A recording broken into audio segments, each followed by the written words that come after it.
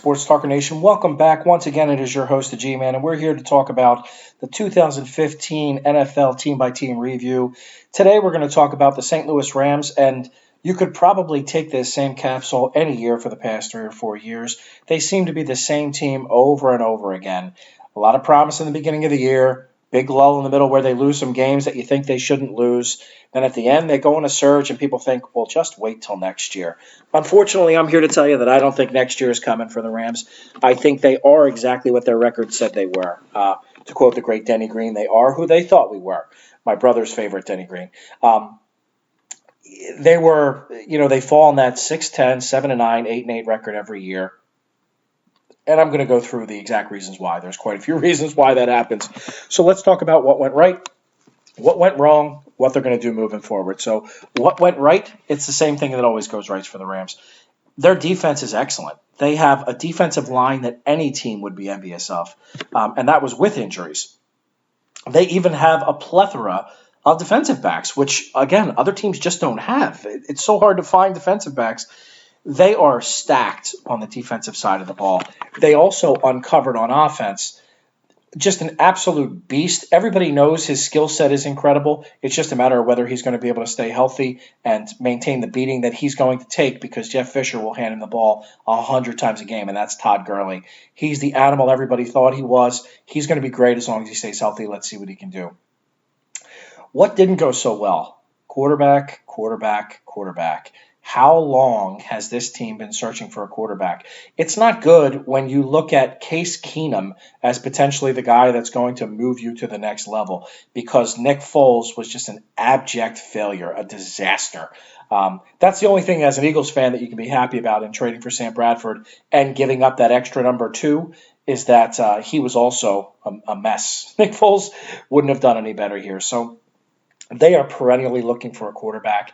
There was talk before it finally was announced, or it sounds like Peyton's going to announce his retirement soon, that Peyton Manning would go there and be a caretaker for a year.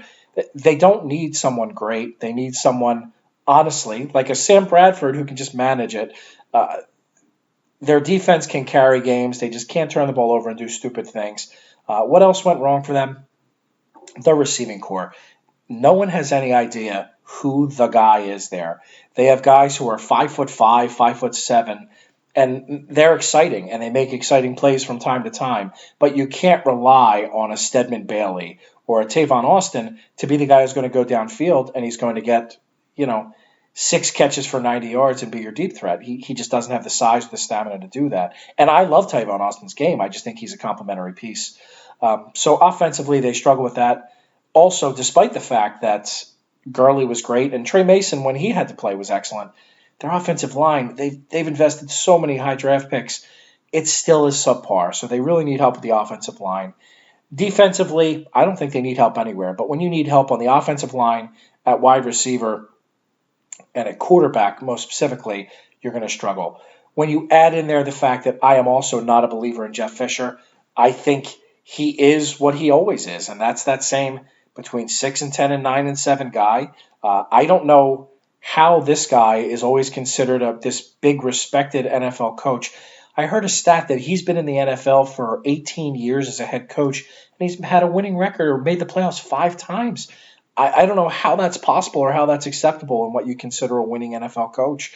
So unfortunately for you Rams fans out there, I do see more of the same. Maybe they get lucky and they just get a caretaker quarterback. I'm more of a fan of this guy than everybody else, and yes, I did watch the playoffs, so I know exactly what happened. I actually like Brian Hoyer. I think Brian Hoyer would be a wonderful fit there. I think he manages a game. He makes the throws when he have to. I think he's a winner. But, he does come off. He has some limitations, and he's not going to be the one who carries you.